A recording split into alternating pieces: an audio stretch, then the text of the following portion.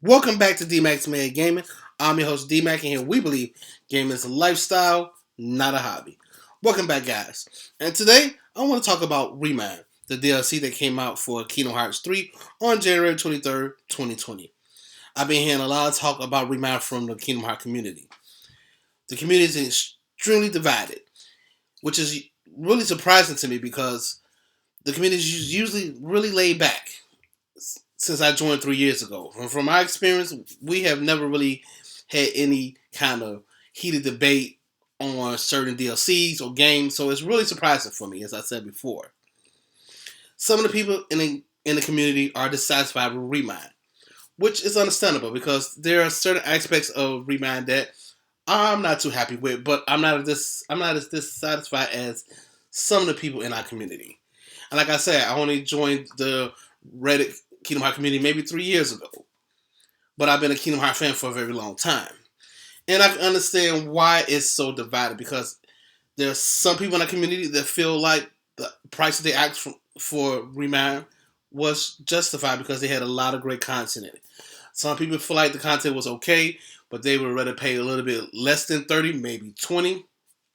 Then you have some that feel like it should have been free altogether because the content that Square Enix made for Kingdom Hearts 3, was very, very dissatisfying. And I can understand that as well. So in this video, I'm going to give you my opinion on what I think about Remind and kind of talk to you about what's happening in the Kingdom Hearts community and why people feel the way they feel and kind of give you a little back history on why they feel the way they feel. So let's get started. So first of all, I just finished Remind maybe 3 or 4 days ago before I made this video. And I have to say, from playing Remind, it was okay. It wasn't the greatest DLC, but it was enough to satisfy an itch. And for some people in our community, that's all they wanted was more content to satisfy that itch until they released the next Kingdom Hearts game. Then you have some people in the community, especially some of the journalists in our community, that felt like the ending was not satisfactory enough for them to really give this game a high rating. Some people feel like the ending was done very sloppy, and very unoriginal and just really lazy altogether. Then you have some people feel like that why Square Enix dragging on this series any longer. They need to end it now. And then you have some journalists that actually talk about Remind on number-based merit, and they gave it a very low score because they feel like Square Enix used a lot of the same gameplay elements and footage from the main game, and people didn't want to pay to replay the ending of the game that they already purchased. I can understand that as well. But for me, as I was playing Remind, after finishing the main game, and the reason why people are so upset about that and harping on that so much in the community is because before you can even access Remind, you have to finish the main game. You have to complete the main game to even access Remind. And you go through all that, you play through the whole main story completed, and then you get taken right back with the DLC that you just paid $30 for. I can understand the frustration, and I can understand why they are upset. But as I said before, I didn't mind reliving them epic battles.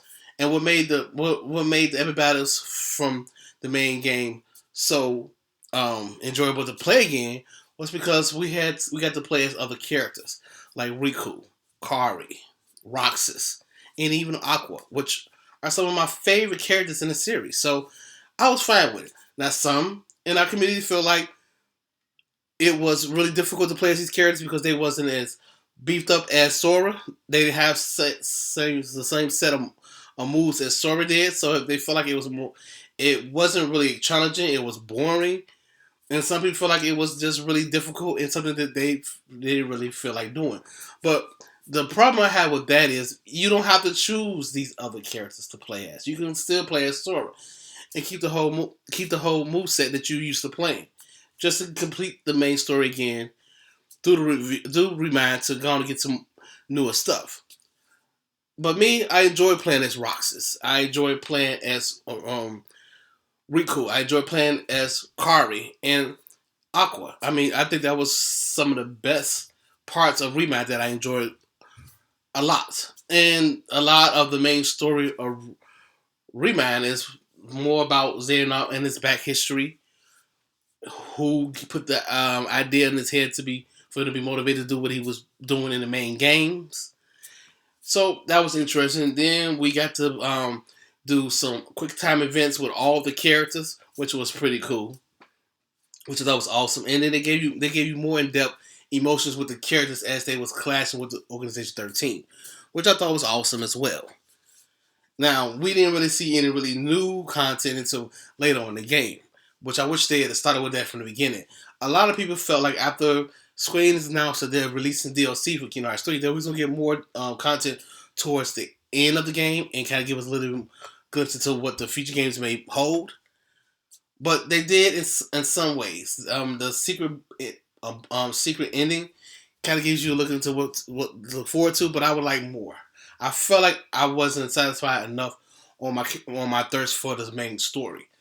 Even though the story is not as cohesive as a lot of people love, I love the Kingdom Hearts lore. Excuse me, and I think it's awesome. Excuse me. And another thing I was kind of not really happy about is that we got cameos from Final Fantasy characters, but they were they appeared after you played the main story of Remind. It's locked away in what they call an episode called Limit Cut, which a lot of hardcore fans of Kingdom Hearts loved because it gave them that challenge they were looking for. A lot of them feel like the gameplay was too easy. It wasn't challenging enough. But they also added other mods in the game that you can set to make it extremely difficult or extremely easy. Allow you to turn on certain things to give you regenerated health, or regenerate MP for your magic and submarine and things like that, which I thought was an interesting touch. But I just still feel like that they could have gave us more.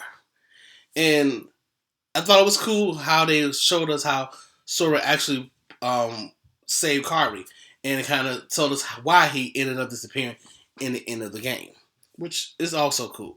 I mean, like I said, the things that they announced that they were saying they was going to kind of lose a lot of loose ends in the game, they did deliver on, but not like we expected. I guess I and a lot of other people in the community kind of expected more from Square Enix, because I did a previous video about this DLC coming out before I actually got my hands on it, and I'll link that video in the description box below as well for you to check out, so you can understand why I'm a little dissatisfied with Remand as a whole. But like I said, I had a lot of fun. Any chance I get to play some more content from Kingdom Hearts, especially Kingdom Hearts 3, I'm all down for it. I love quick time events. I love watching cutscenes and learning about the lore. I love the gameplay. The gameplay has always been improving over the years, and I think Kingdom Hearts 3 kind of nailed it. And Limit Cut was really interesting, a lot of fun as well, because it gave you a depth of challenge that we haven't seen in the Kingdom Hearts game for a while, which I thought was awesome. Now, that is my opinion. If y'all feel like other previous installments did it better, I would love to know in the comment section below. And I would love to know in the comment section below, do you feel like some of us in the community are overreacting? I would love to know that as well. But do I feel like somebody that just finished Kingdom Hearts 3 and never played any other installments, should you buy this DLC for $30? No, I wouldn't recommend buying it now. I will wait for a discount when there's some special sales going on in your actual store that you have on your platform, PlayStation, Xbox, PC. I will rather you wait for that before you purchase the DLC, because it's not worth $30 in my opinion. In my opinion, no more than $15. I don't even feel like it's worth $20. But I do feel like it was a great experience as a whole, and it kind of touched on some things that a lot of us was confused on towards the end of the main game, because a lot of us was confused. Some of our members of the community kind of try to explain it from what information they had and what lore information from previous games, but I think Square Enix did a good job on kind of scratching the itch on the little parts of the main story that we did not understand or understand what happened.